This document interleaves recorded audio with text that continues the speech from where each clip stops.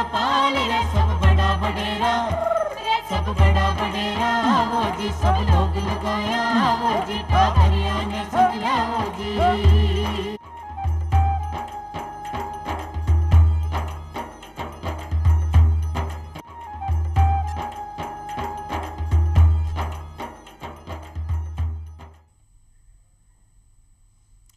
चौपाल देखवाड़ा सगला ग्रामीण भाई बहना ने राम राम सा और खमा गणी सा भाई बहना जी चौपाल रे मैं यहाँ पर रोजीना नवा नवा विषय ले रहता है करा और साउंटी जानकारी हासिल करा। उन्हीं प्रकार अपनी आजरी चौपाल रे माई भी एक न्यारो निर्बल और एक नवादू विषय ले रहता है कर और साउंटी जानकारी हासिल कर भाई बहना आपनो आज को विषय है साकार होता सपना और उभरती प्रतिभावां। और वे भी इन की प्रतिभावां जो कि गाँव से निकल रही है, संघर्ष करता भी आपका मुकाम के ऊपर पहुंची है। बीएन की एक की प्रतिभा है जो कि बहुत छोटी उम्र के मायने आपको मुकाम हासिल करियो है और हाल भी को और ऊंचो मुकाम हासिल करवा को सपनों है। सोनल जी शर्मा अपने बीच चौपाल स्टूडियो में पधारे है। सोनल जी आप चौपाल स्टूडियो में घणो घणो स्वागत है सर। बहुत बहुत धन्यवाद सर। सोनल जी आप राजस्थान क्षेत्र में, पहली बात तो राजस्थान पूर्व क्षेत्र एक यन को है कि चारों मेर एक संघर्ष को वातावरण है।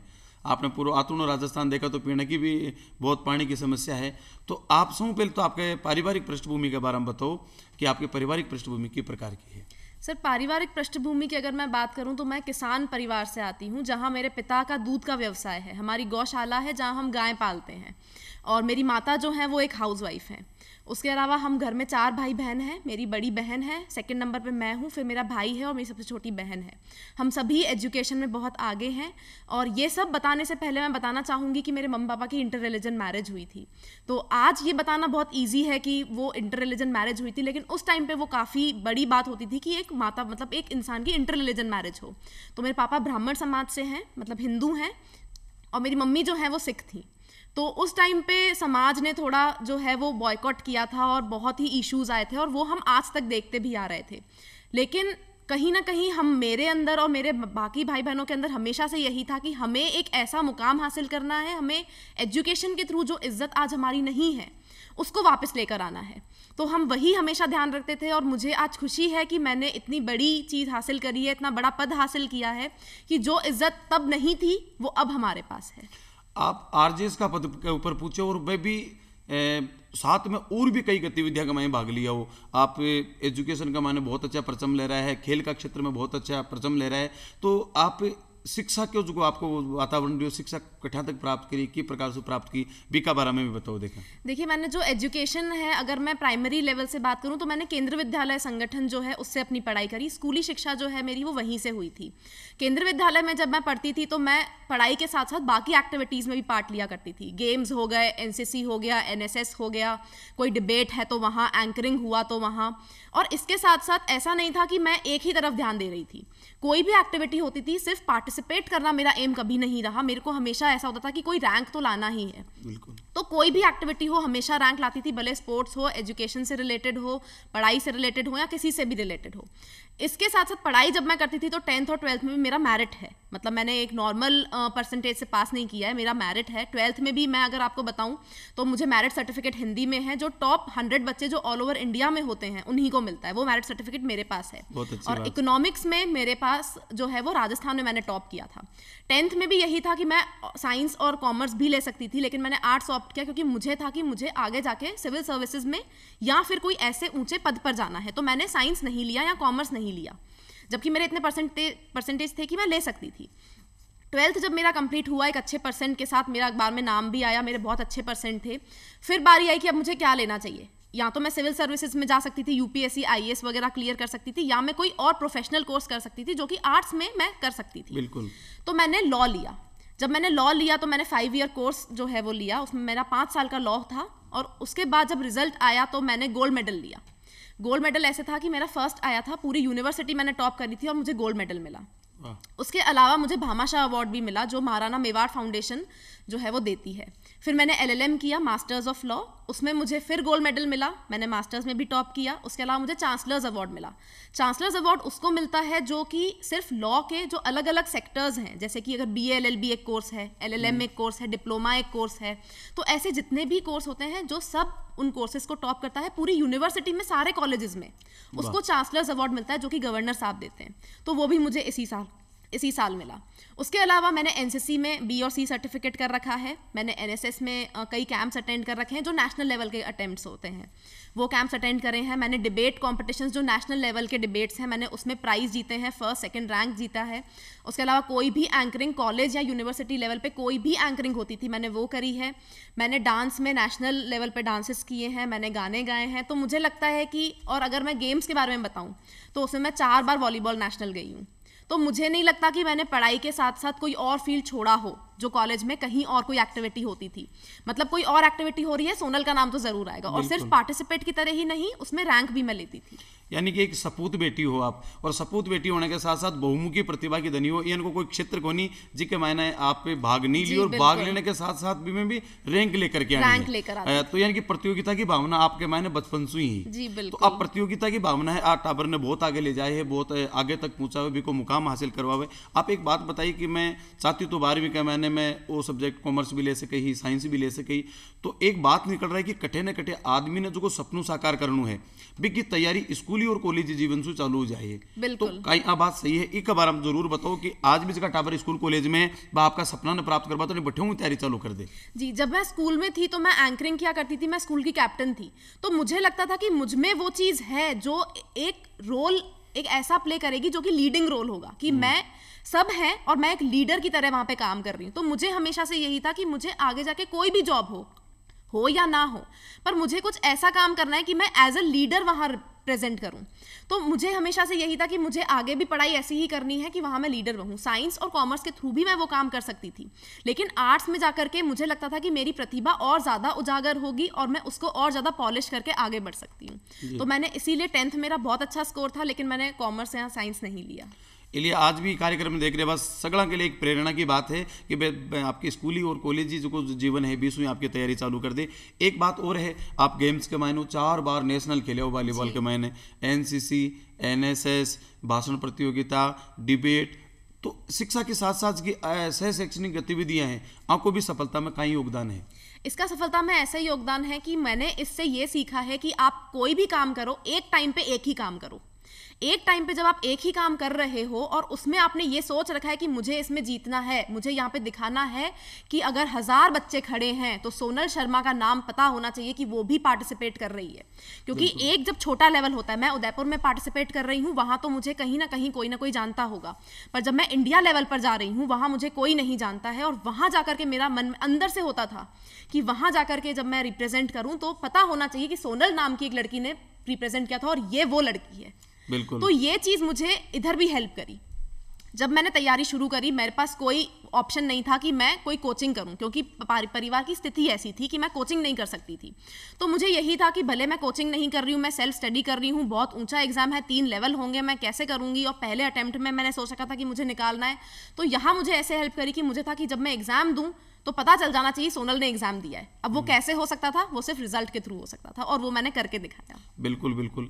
अच्छा, एक बात बता रहे हो कि आप मम्मी जी है, जगह हाउस वाइफ है, आपका जगह पापा है, जगह दूध को व्यवसाय करे, तो एक के मायने की पारिवारिक पृष्ठभूमि है, एक की आपकी सफलता के मायने कहीं भूमिका रही? परिवार की जो पृष्ठभूमि की अगर मैं बात करूं तो हमारा दूध का व्यवसाय है, और दूध के व्यवसाय में ऐसा है कि पापा, मम्मी, मैं और मेरी छोटी बहन अभी लगे हुए हैं, क्योंकि दीदी और भाई बाहर रहते हैं। शुरू में सभी काम किया करते थे, हमने नौकर नहीं लगवा रखा था, क्योंकि 4 बच्चों की पढ़ाई और उसके साथ नौकर जो कि एक अच्छा अमाउंट लेगा, तो वो हम पापा साथ में नहीं कर सकते थे। बिल्कुल सही। तो हम 4 बच्चे ही पापा की हेल्प किया करते थे, मम्मी भी हेल्प किया करती थी।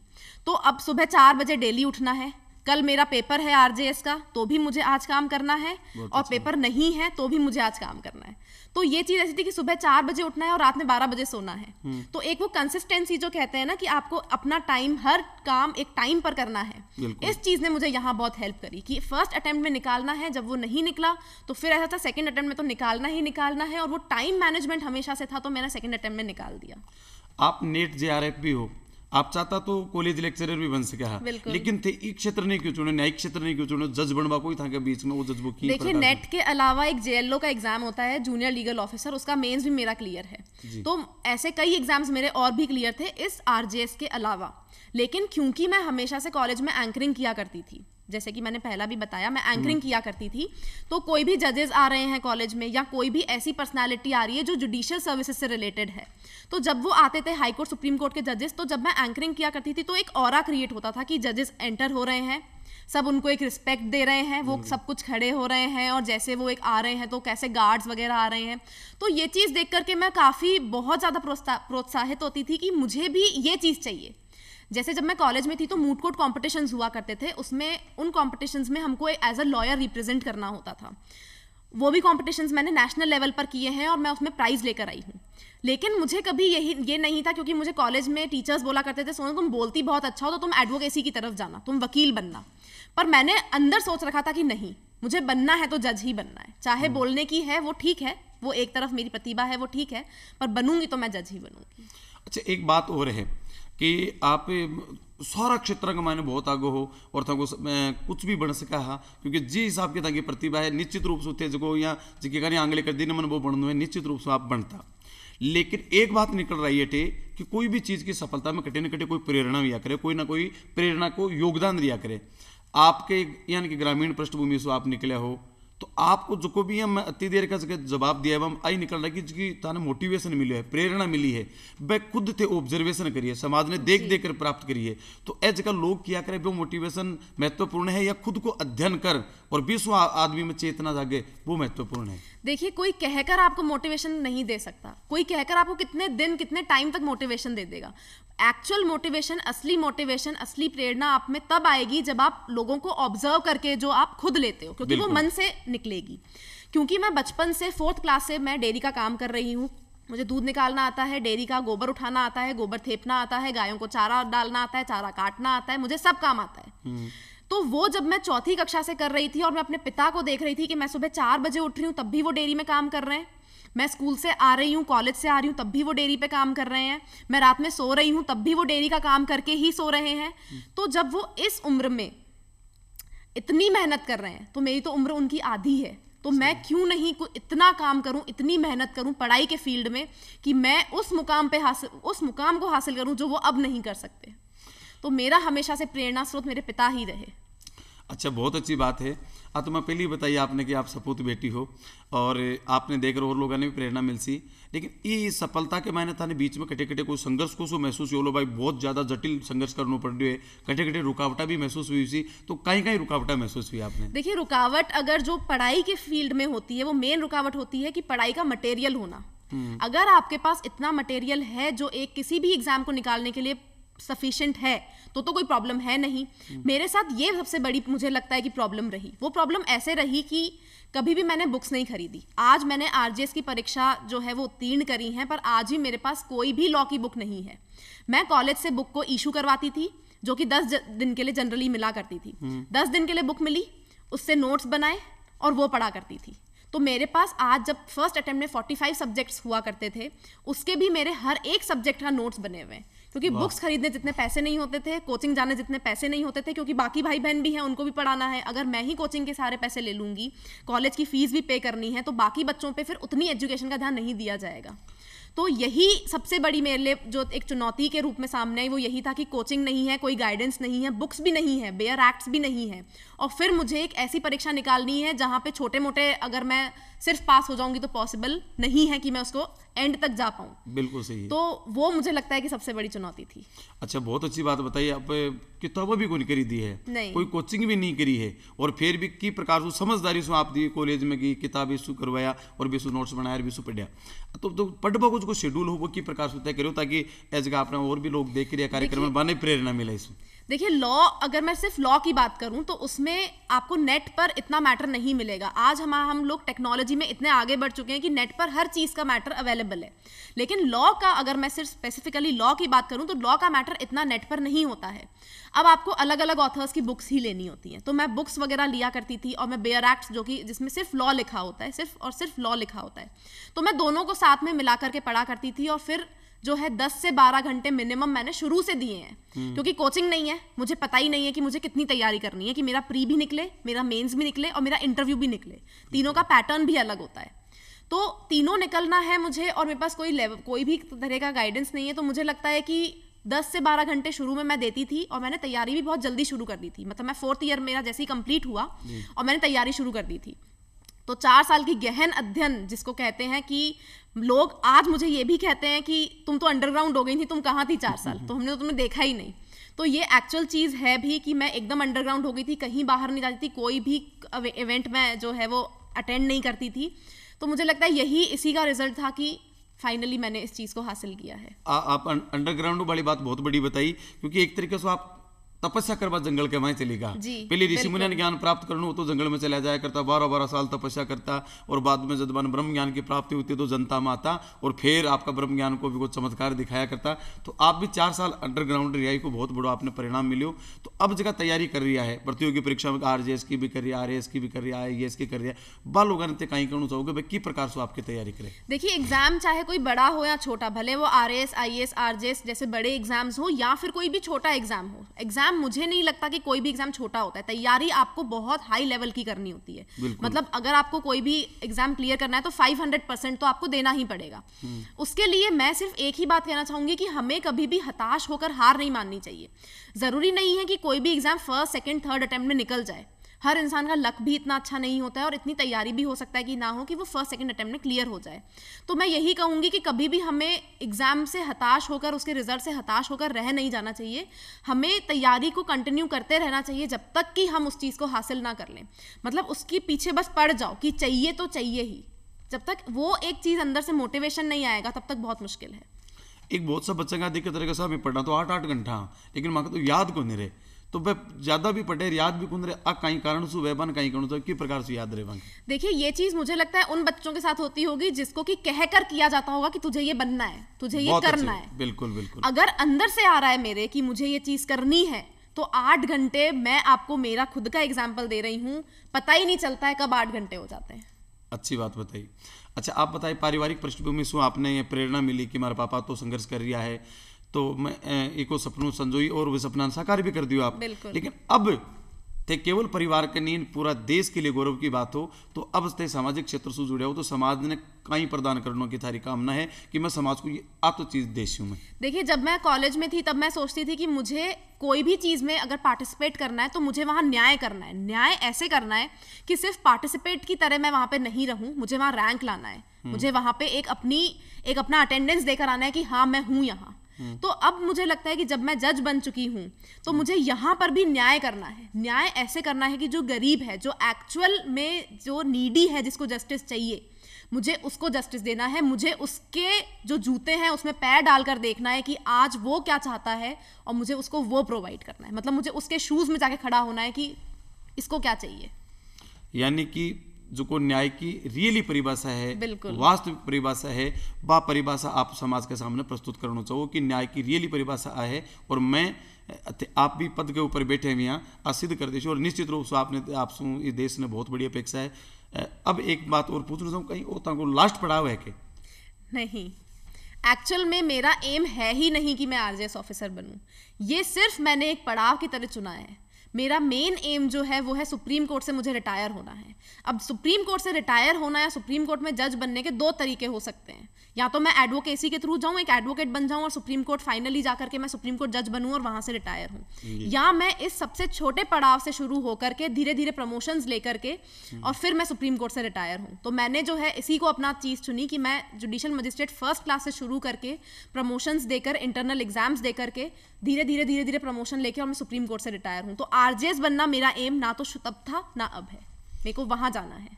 आप राजस्थान की बेटी हो और आपकी पहली पोस्टिंग भी राजस्थान में हुई, तो राजस्थान में यानी कि कहीं ते कायम करना चाहो कि राजस्थान में आपकी पहचान, तो आप बताइए कि हर जगह मेरी इच्छा रहती कि मैं छा जाऊँ, तो अब की बार राजस्थान में थे किस प्रकार से छाने को प्रयास कर रहे हो? अब मुझे बस ऐसे ही करना है कि मुझे न्याय करना है, और ये कोई छोटी चीज नहीं है। अगर हमको जो है 2.5 फुट ऊंचा एक अगर चीज दी गई है, एक स्टेज हमको 2.5 फुट ऊंचा दिया गया है, तो हमसे उम्मीद भी वही की जाती है कि हम न्याय करेंगे। तो अब मैंने सिर्फ अभी यही सोचा है कि मुझे न्याय करना है, और असल में न्याय करना है। जिसको जरूरत है उस जरूरतमंद को न्याय देना है मुझे। तो मुझे ऐसे अपना नाम करवाना है। कृपाराम जी अपने राजस्थान का बहुत ही बढ़िया कवि, को एक सोरठो है कि दूध नीर मिल दोई आपने तो दूध को व्यवसाय भी करो, आप ध्यान है कि दूध नीर मिल दोई एक जैसी आकृत बहे, करे न न्यारा कोई राज हंस बिन राजिया। बिल्कुल। दूध में पानी को मिला देते हैं, दूध और पानी ने मिला दिया तो वहां एक आकार हो जाए, वन कोई भी न्यारा को नहीं कर सके। लेकिन एक राज हंस है कि उनको पक्षी वे कि वो पानी मिलेगा दूध के मैंने चूंच डाल, दूध ने पी जाए, पानी ने छोड़ दे, बस वही करना है, वही जज को काम है। करना है। अच्छा, एक कमाई करवा के मैंने तो एक बहुत पार की नजर चाहिए, पार की एक शानदार दिमाग चाहिए, वो भगवान और भगवती आपने दिए है। एक लिए आपको बहुत बहुत आभार भगवान को ऊपर लाखों कि अपन राजस्थान एक इनकी प्रतिभा मिलवा जा रही है। तो आप कह रहे हो कि पापा का जो संघर्ष ने देखी मैं और 20 मन प्रेरणा मिली, तो अब मम्मी पापा की सेवा की प्रकार करते हो आप? मम्मी पापा की इस टाइम पे मैं अब क्योंकि मैं बन गई हूँ और गायों का बहुत योगदान रहा है कि हमें लगता है कि गाय जिसको हमारे समाज में बहुत ऊंचा दर्जा दिया गया है, माँ भगवान माना गया कृष्ण भी है। गायां पाली जना इतना बड़ा भगवान बनया। बिल्कुल। तो अब क्योंकि अभी तक हमने सोचा था कि पापा को ये बिजनेस बंद करवा देंगे, अब क्योंकि दीदी भी जॉब में है भगवान की दया से और मेरी भी लग गई है, तो अब पापा को बंद करवा देंगे। पर अब क्योंकि पापा कहते हैं कि नहीं, तुम आज जो भी हो वो गायों का नतीजा है, तो वो ये चीज़ नहीं छोड़ेंगे। अब वो नहीं छोड़ेंगे, उनकी एक एज भी हो रही है।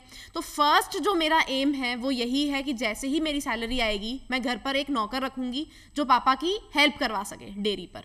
तो मुझे एक लड़का रखना है कि हाँ, क्योंकि हम अब नहीं होंगे, बहन भी बाहर, उसका दिल्ली यूनिवर्सिटी में हो गया है, भाई सेंट्रल यूनिवर्सिटी राजस्थान में है, तो वो दोनों भी चले जाएंगे पढ़ने, दीदी भी बाहर है, मैं भी बाहर होंगी, तो और मम्मी और पापा की दोनों की एज होगी, तो इतना काम अब वो नहीं कर पाएंगे।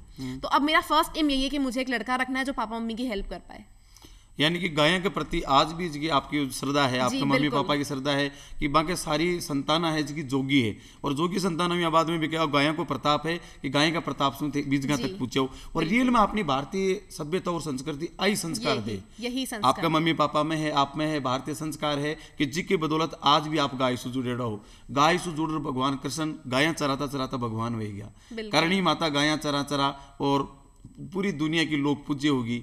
गायों की रक्षा के खातिर तेजाजी पाबूजी महाराज युद्ध लड़ा, खुद ने कुर्बान कर दिया, बात जन जन का पूज्य होगा। और गायों के प्रति सम्मान है, मतलब भारतीयता के प्रति, भारतीय सभ्यता और संस्कृति के प्रति पूरा समर्थन है, पूरा लगाव है, पूरा समर्पण है। अच्छा, आप भी गायों की सेवा करी, गायों को गोबर उठायो, गायों को दूध भी काटे, तो आपने गाय की सेवा करते हुए किस प्रकार को एहसास हुआ, वो बताओ। मतलब एहसास की अगर मैं बात बताऊं तो मुझे हमेशा यही लगता था, हम जब गाय को देखते हैं तो आप जब उसको सहलाते हैं तो मुझे लगता है गाय जितना सीधा कोई और जानवर नहीं है। आप उसके पास जाएंगे, अगर मैं उसका काम कर रही हूँ और मैं उसके पास गई हूँ तो वो पहचान जाएगी कि मैं आई हूँ। लेकिन कोई बाहर का बंदा आया है तो वो उसको ऐसे नहीं पहचानेगी कि वो घर का ही बंदा है। तो गायों से भी हमें बहुत कुछ सीखने को मिलता है। और जानवर हमेशा से एक जानवर नहीं होता है, वो जितना आपके साथ है, शायद मुझे लगता है आज इंसान इतना ज़्यादा दौड़ में भाग रहा है कि इंसान भी इतना सगा नहीं रहा है जितने जानवर हमारे सगे रहे हैं। तो वो हमें बहुत बड़े प्रेरणा स्रोत हमारे हैं। मैं अठेता की बात को विरोध करती हूँ, आपकी बात ने काटती हूँ। स्वामी विवेकानंद जी एक बार जापान गए रहा और बाने एक जनू पूछ लियो कि स्वामी जी आप हिंदुस्तान से आए हैं, पता हो हिंदुस्तान में सबसे अच्छो दूध कौन सा जानवर को है? स्वामी विवेकानंद जी क्या कि सबसे अच्छो दूध भैंस को है, सबसे अच्छो दूध भैंस को है। तो वो जापानी क्योंकि साहब हमने तो सुना है कि आप हिंदुस्तान का लोग गाय के प्रति बहुत श्रद्धा रखो, सम्मान रखो, और ते गाय को दूध ने बढ़िया क्यों को नहीं बतायो? तो वो क्यों, गाय पशु नहीं है, गाय तो हमारी माँ है। बिल्कुल। और आपने बताया कि वाकई में गाय के कन्ने जामा भी ने सहलावा तो माँ को से प्यार दे। माँ की तरह मैं भी एक ग्रामीण पृष्ठभूमि से हूँ, गाँव को हूँ, गाय के ऊपर ज्यादा हाथ चलाओ भी कि कामड़ी भी करे, घी के ऊपर अगर हाथ फेरा तो अपने एक ऊर्जा सी आवा अपने शरीर में, वो कनेक्ट होती है और वो हम एक से दूसरे में जाती है। और बात जब साटे ने जद भी यहाँ लगे जाने अपना कोई अपनी माँ है इसकी लाड कोट कर रही है, अपना चाव कर रही है। और अब भी शायद आपको गाय के प्रति लगाव तो है ही, आप बातें और भी करता है, लेकिन अब समय की भी मर्यादा में है। तो भाई बहना आशा करा आज को कार्यक्रम आपने दाया है उसी फिर मिल से एक नए विषय के साथ। जतानी आपसे इजाजत चाहवा। और सोनल जी आप चौपाली स्टूडियो में पधारी वास्ते आप लोगों को आभार। और भाई बहना बहुत बहुत आभार। राम राम राम राम।